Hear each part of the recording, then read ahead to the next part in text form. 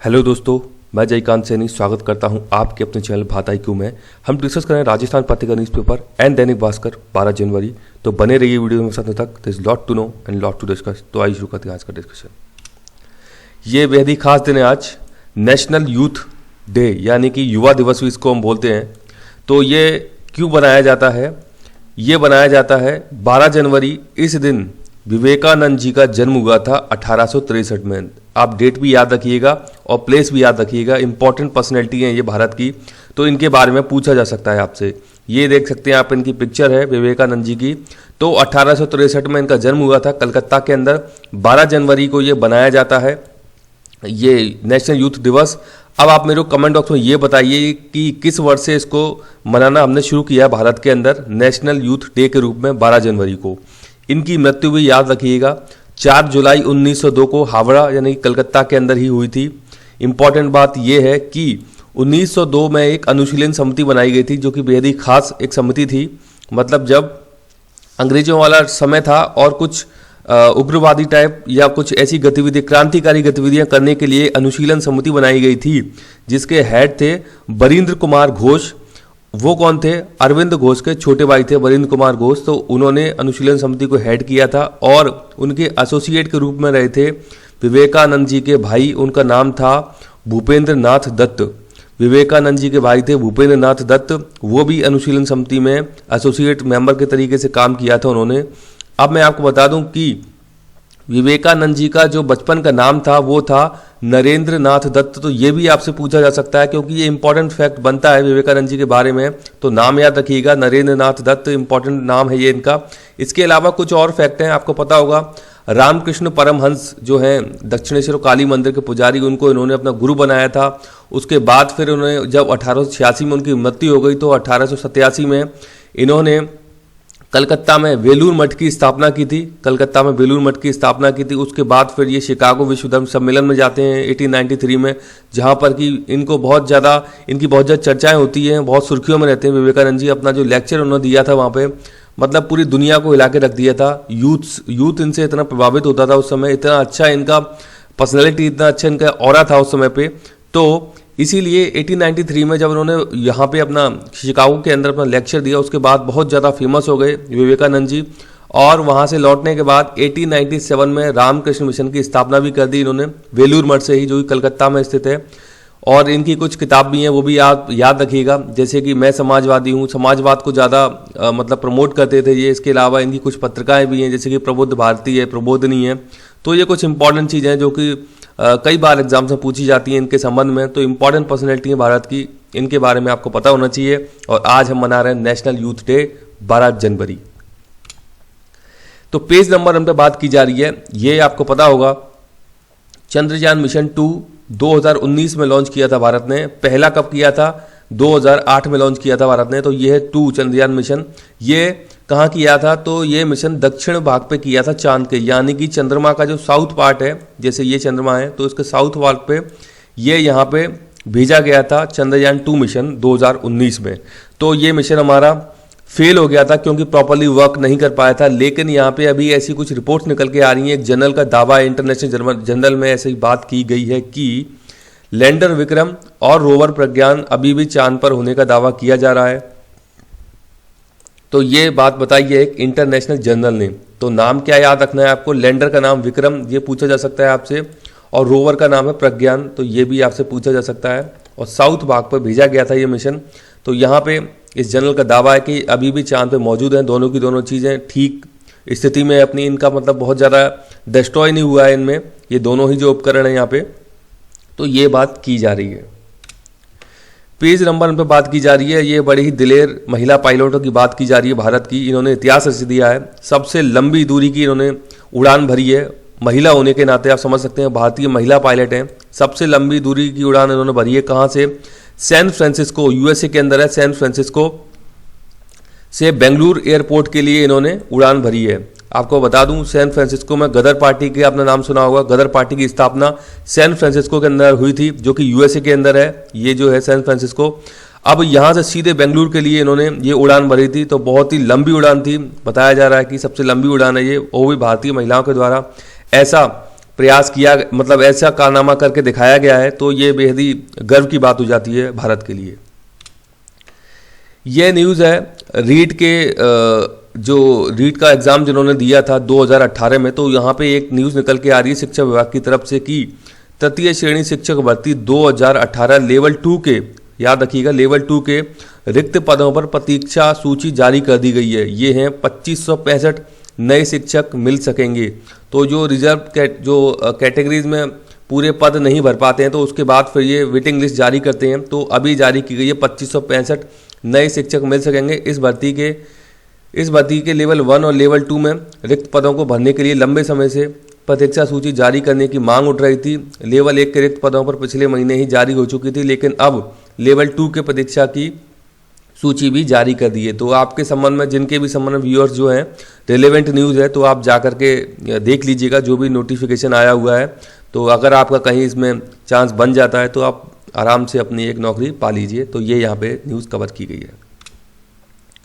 ये बात की जा रही है बेहद ही इंपॉर्टेंट कमला बेनीवाल जी की 95वें जन्म दिवस पर बात की जा रही है, यानी कि इनका जन्मदिन है आज, कमला बेनीवाल जी का, और विवेकानंद जी का भी जन्मदिन है आज के दिन, यानी कि 12 जनवरी।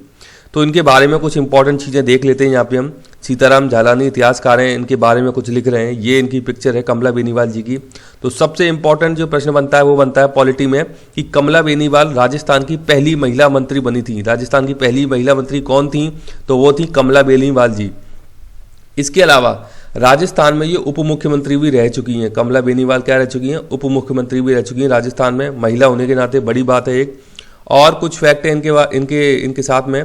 तो गुजरात, मिजोरम और त्रिपुरा, ये 3 राज्यों की राज्यपाल भी रह चुकी हैं। तो वर्तमान में ये मौजूद है अभी। तो गुजरात, मिजोरम और त्रिपुरा राज्य की राज्यपाल रह चुकी हैं। ये इंपॉर्टेंट पर्सनैलिटी बन जाती हैं, इसीलिए 3 राज्य की राज्यपाल होना प्लस राजस्थान की पहली मंत्री बन जाना और उप मुख्यमंत्री के पद पर भी कार्य कर चुकी हैं। तो इंपॉर्टेंट पर्सनैलिटी है राजस्थान की ये यहाँ पे इनकी पिक्चर है। तो इनके बारे में आपको आइडिया होना चाहिए। ये बात की जा रही है पेज नंबर 9 पे, घर खरीदने में सक्षम नहीं है 2.5 करोड़ शहरी परिवार। शहरों की बात की जा रही है यहाँ पे। तो विश्व आर्थिक मंच से एक इकोनॉमिक जो मंच है, यानी कि वर्ल्ड इकोनॉमिक फोरम जो है, वहाँ से एक रिपोर्ट निकल के आई है। तो आपने नाम सुना होगा जीडीपी का, ग्रॉस डोमेस्टिक प्रोडक्शन।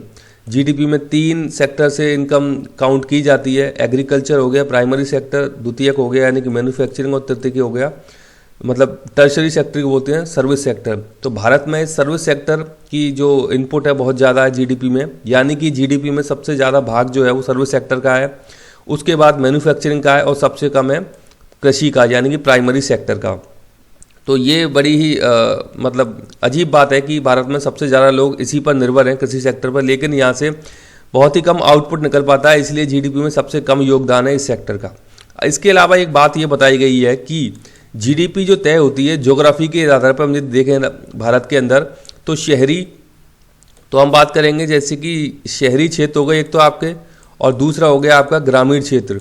तो यहाँ पे ये बात बताई गई है कि शहरी क्षेत्र से 70% का योगदान रहता है जीडीपी में, और 30% का योगदान रहता है ग्रामीण क्षेत्र से। तो आप समझ सकते हैं कि शहरों का कितना बड़ा योगदान है भारत की जीडीपी में, इकोनॉमी को बनाने में। तो शहरों के लिए ये बात की जा रही है किस प्रकार से और वहाँ पे तेज़ी की जाए, मतलब इकोनॉमिक साइकिल को कैसे और बढ़ाया जाए ताकि और अच्छी प्रोग्रेस हो सके, और ग्रामीण क्षेत्र हैं उनको भी कैसे अच्छे से यूटिलाइज़ किया जाए ताकि यहाँ पर भी जो योगदान है जीडीपी का वो आगे बढ़ सके। तो ये कुछ बात की जा रही है। तो ये आप कहीं लिखने के लिए भी यूज़ कर सकते हैं कि 70% योगदान है जीडीपी में भारत के शहरों का, और 30% है ग्रामीण क्षेत्रों का। तो ये एक आपको बेसिक आइडिया होना चाहिए। कभी मेंस में इस प्रकार के आंसर लिखने को आ जाते हैं तो आप ये डेटा कोट कर सकते हैं। पेज नंबर 9 पे बात की जा रही है, टीसीएस का मार्केट कैप 12 लाख करोड़ के पार हो गया है। टीसीएस यानी कि टाटा कंसल्टेंसी सर्विसेज, नाम याद रखिएगा।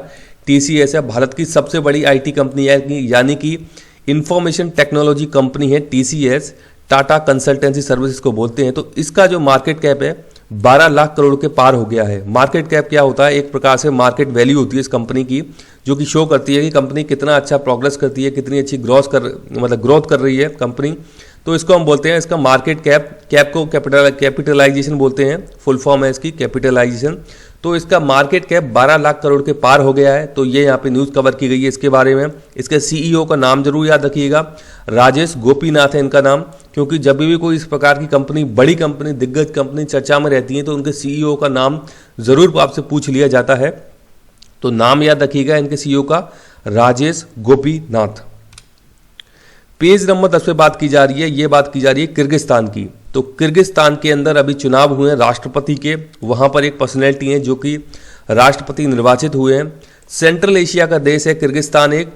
यहाँ पे प्रेसिडेंट का नाम याद रखिएगा, सदर जापारोव, इनके प्रेसिडेंट का नाम है सदर जापारोव, जो कि इलेक्ट होके आए हैं अभी। किर्गिस्तान की राजधानी का नाम बिश्केक है, ये भी इंपॉर्टेंट बात बन जाती है। तो दोनों ही इंपॉर्टेंट फैक्ट हैं, यहाँ के प्रेसिडेंट का नाम और राजधानी बिश्केक। मैं आपको इसकी लोकेशन आप एक बार दिखा देता हूँ। ये आप देख सकते हैं, यहाँ पे है किर्गिस्तान और इसके नीचे है ताजिकिस्तान। ये आप देख सकते हैं चाइना से इसका बॉर्डर लगता है किर्गिस्तान का। इसके अलावा ये भी याद रखिएगा कैस्पियन सी, यहाँ से प्रश्न कई बार पूछा जाता है, कैस्पियन सी से कौन कौन से देश लगते हैं, यानी कंट्री कौन कौन सी लगती हैं। तो एक लगती है आपकी ईरान, दूसरी है आपकी अजरबैजान, तीसरी है आपकी रशिया यहाँ से, चौथी है आपकी कजाकिस्तान और पांचवी है आपकी तुर्कमेनिस्तान। तो इस प्रकार से 5 देश बॉर्डर शेयर करते हैं कैस्पियन सी के साथ में। इंपॉर्टेंट है कैस्पियन सी। यहाँ से एक परियोजना है भारत के लिए बेहद ही इंपॉर्टेंट, तापी परियोजना भारत में आ रही है, गैस परियोजना तापी। इसको बोलते हैं हम तुर्कमेनिस्तान, अफगानिस्तान, पाकिस्तान और इंडिया। तापी का फुल फॉर्म है तुर्कमेनिस्तान, अफगानिस्तान, पाकिस्तान और इंडिया, यानी कि इन 4 देशों से होकर के ये गुजर रही है। नेचुरल गैस यहाँ से निकाली जा रही है, पाइपलाइन के थ्रू भारत में आ रही है ये। इन देशों को भी फायदा हो रहा है इसके तहत। तो ये कैस्पियन सी से ही निकाली जा रही है गैस। तो कैस्पियन सी इंपॉर्टेंट बन जाता है। इसके संबंध में देशों के बारे में पूछा जा सकता है, कौन कौन से देश बॉर्डर शेयर करते हैं। ये आपको बता ही चुका हूँ, किर्गिस्तान, बिश्केक इसकी कैपिटल है। तो इनकी लोकेशन के बारे में आपको ज़रूर आइडिया होना चाहिए। ये न्यूज़ है दैनिक भास्कर की। इसमें यह बताया गया है कि फरवरी के महीने में भी बजट पेश किया जाएगा। इंपॉर्टेंट डॉक्यूमेंट होता है बजट किसी भी देश का। तो यहाँ पे ये बताया गया है कि फरवरी 2021 में पेश किया जाने वाला बजट इस बार डिजिटल माध्यम में पेश होगा, यानी कि उसकी प्रिंट कॉपी नहीं दी जाएगी मेंबर्स को। जो मेंबर्स है सदन के, उनको प्रिंट कॉपी नहीं दी जाएगी। इस बार डिजिटल माध्यम से पेश किया जाएगा, ये पहली बार ऐसा किया जाएगा। इसके अलावा हलवा सेरेमनी बनाई जाती है। जब बजट पेश किया जाता है तो उस समय एक हलवा सेरेमनी बनाई जाती है, वो भी इस बार नहीं मनाई जाएगी। तो ये भी इंपॉर्टेंट फैक्ट है, इसके बारे में आपको आइडिया होना चाहिए। देश का पहला बजट 1947 में लाया गया था, पेश किया गया था, जब भारत आज़ाद हो चुका था। 15 अगस्त 1947 भारत आज़ाद हो चुका था। उसके बाद देश का पहला बजट लाया गया था। तो कौन लेके आए थे उस समय? वित्त मंत्री थे अपने R.K. षणमुखम शेट्टी। नाम याद रखिएगा, बेहद ही इंपॉर्टेंट नाम है, R.K. षणमुखम चेट्टी इनका नाम है, जो कि देश का पहला बजट जब भारत आज़ाद हो गया था वो लाए थे। इसके अलावा यदि प्रश्न पूछा जाए तो भारत का पहला बजट कौन लेकर के आया था, ये इंपॉर्टेंट फैक्ट है ये भी। तो इनका नाम है जेम्स विल्सन, 1860 में लेकर के आए थे।